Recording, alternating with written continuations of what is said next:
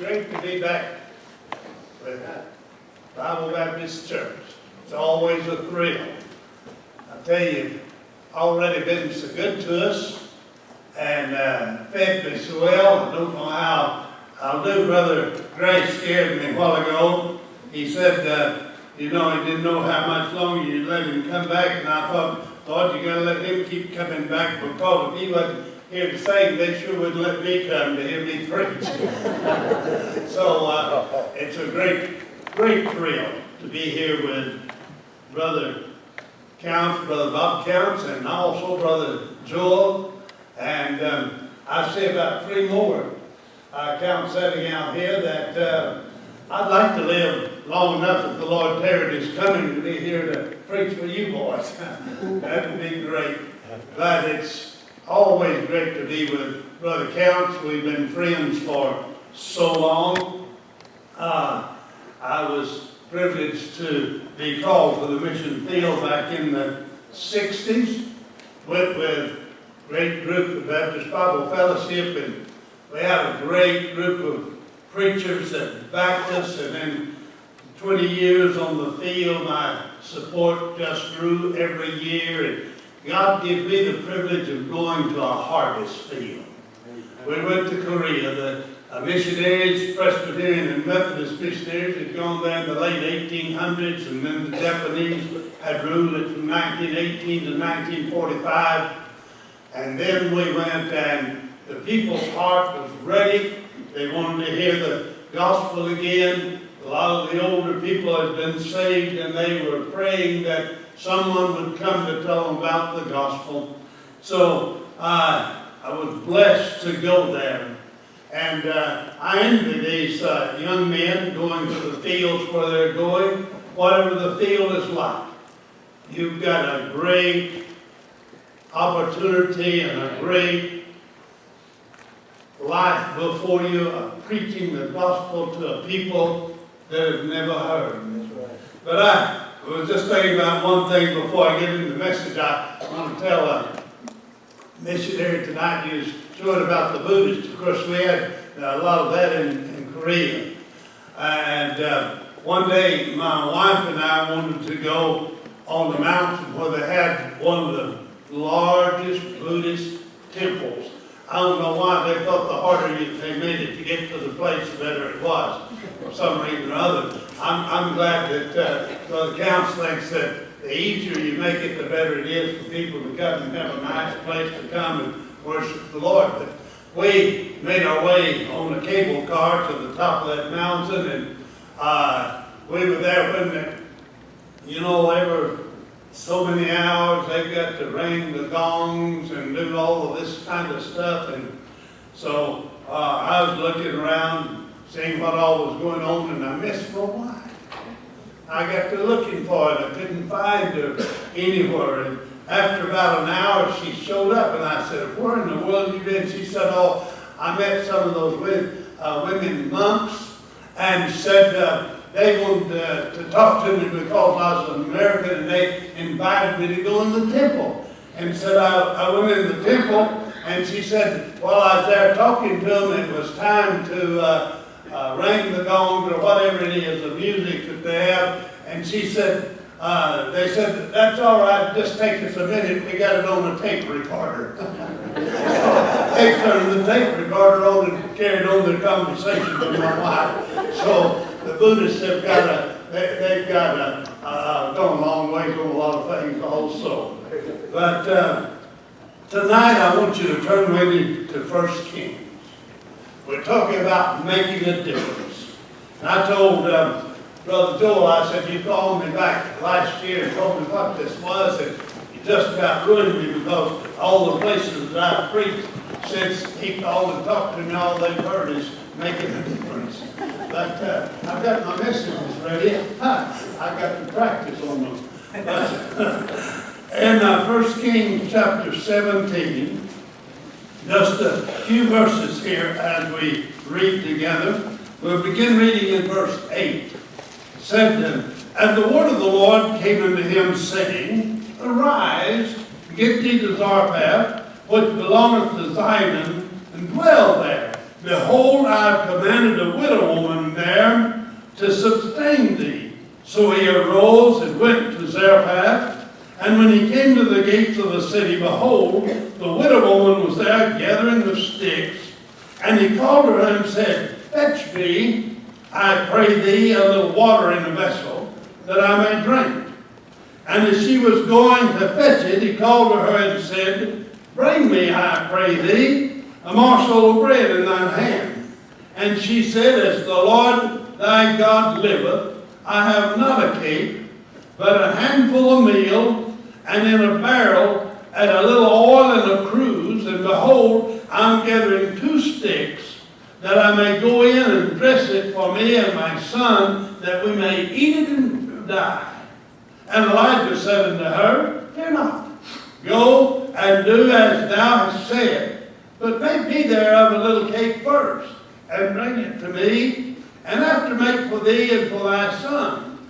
For thus saith the Lord God of Israel, the barrel of meal shall not waste, neither shall the cruse of oil fail, until the day that the Lord sendeth rain upon the earth. And she went and did according to the saying of Elijah, and he and her house did eat many days. Father, now put your blessings upon this message tonight, and help as we bring this message to help people understand the great work that you called them to do, and to open their hearts for you to speak to them through this conference to make a difference in this wicked world in which we live.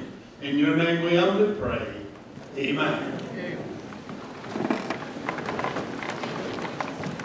There's several things in this that I want us to look at tonight. If we're going to make a difference, there's some things we're going to have to recognize and have to do. Now, as I was studying this, I looked to see what Matthew Henry had to say about it. And he said the person appointed to entertain Elijah is not one of the rich or great men of Sidon, but a poor widow woman in want and desolate, is made both able and willing to sustain him. It is God's way, and it is to his glory to make use of and put honor upon the weak and foolish things of the world. And that's exactly what God has done for you and I. He has chosen the weak things, the foolish things, the things that the world thinks is crazy to get his job done. Now, we think, well, why doesn't he just get somebody like some of these millionaires or billionaires or trillionaires or however much money they have? Because they're not interested. They're not going to do it. So he picks out you and me. And he says, you're going to get the job done. I want you to do the work for me. Now, Satan is going to come along, and you know what he's going to tell you this week? He's going to tell you can't make a difference. You don't have enough money. You can't make a difference. You don't have enough education. You don't know enough. There's not anywhere in the world that you can make a difference. That's Satan's message to you. He tried to tell one of these young men and their wives and their families, why do you want to go to India? Why do you want to go to Cambodia? Why do you want to go down and spend your life in Mexico? You can't make a difference. You can't make a difference. Satan tells you that all the time. He said to us, why? You think you can come to Korea and make a difference? Why, I've had them for all these years, and shamanism is so great. We've got all the devil dancers out there, the mudangs, we've got all of the Buddhists, we've got all of this. And do you think that you can come and make a difference? And tonight, I'll show you a difference. 2 young people sitting over here. Young man, when he was in his teens, came and got saved. I don't know. I think his wife was in her teens also when she came to, I believe it was at a youth camp, and got saved. You know, that's the difference that God makes. That's the difference that God is going to use you to make. Now, the great thing about faith, and I want you to listen to this very closely.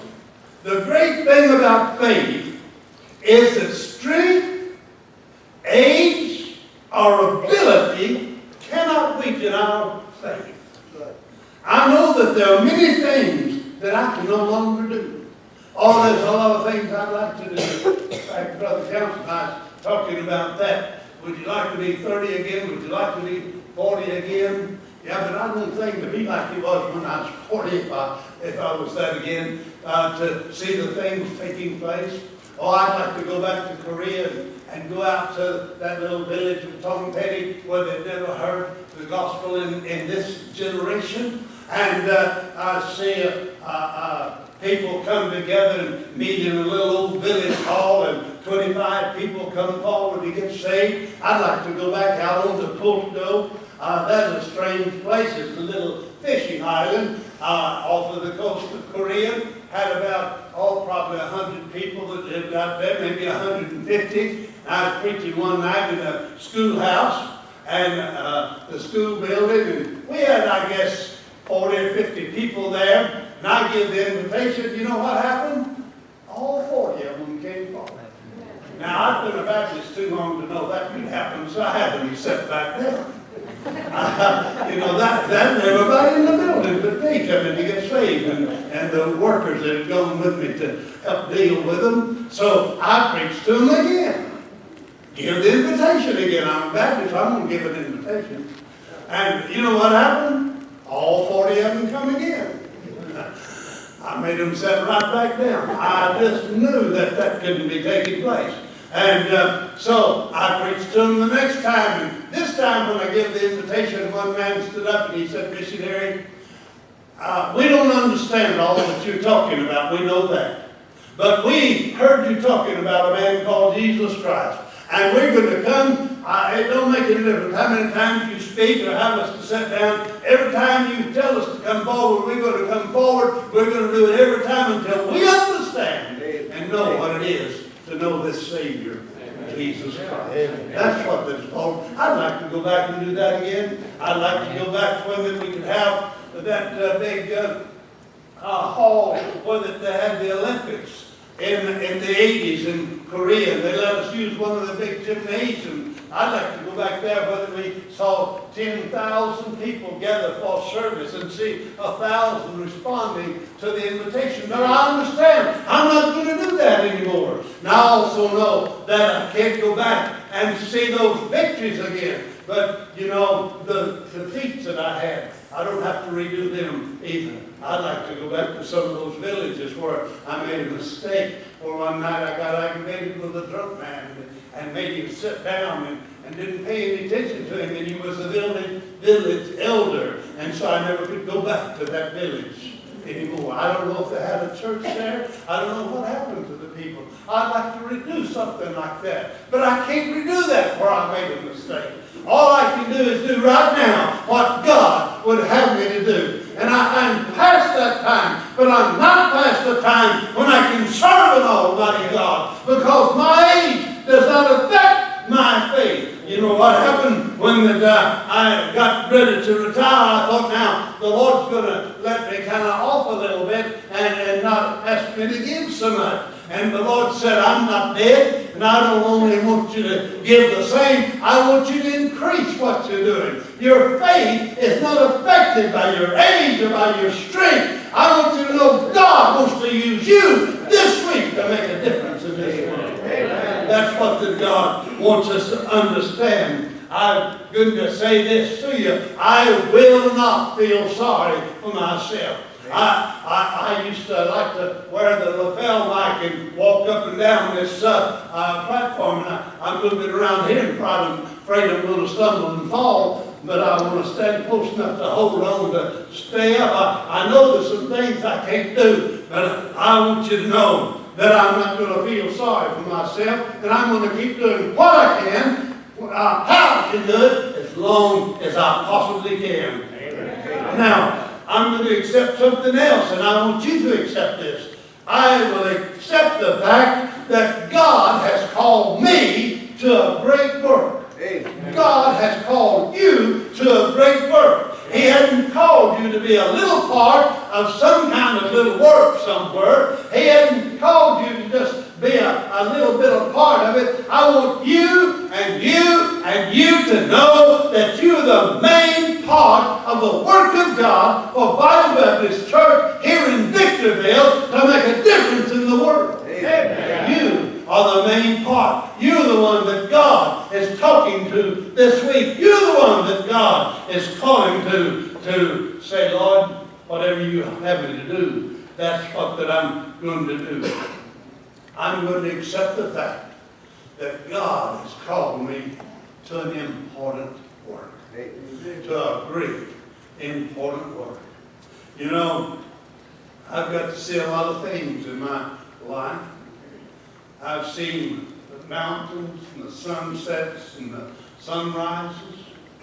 I've been on the ships, been in the air flying.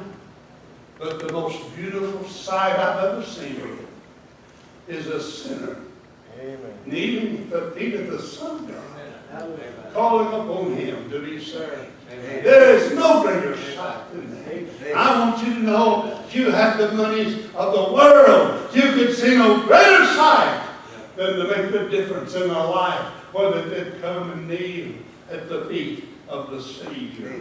Now, I want us to think just for a little bit about the three people that we see here. I want us to think about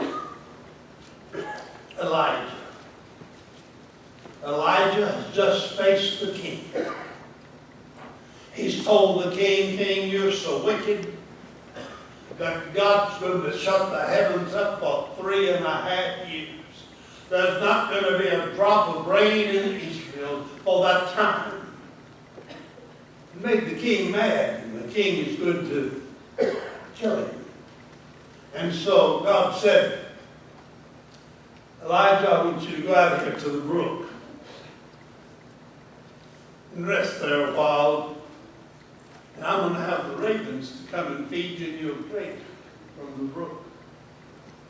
Could have been very easy for Elijah to get very satisfied there. But the brook dried up. There wasn't any more food. And God said, Elijah, I want you to go to Zarephath. Now listen. When God spoke to him, he went immediately. I want you to think this week.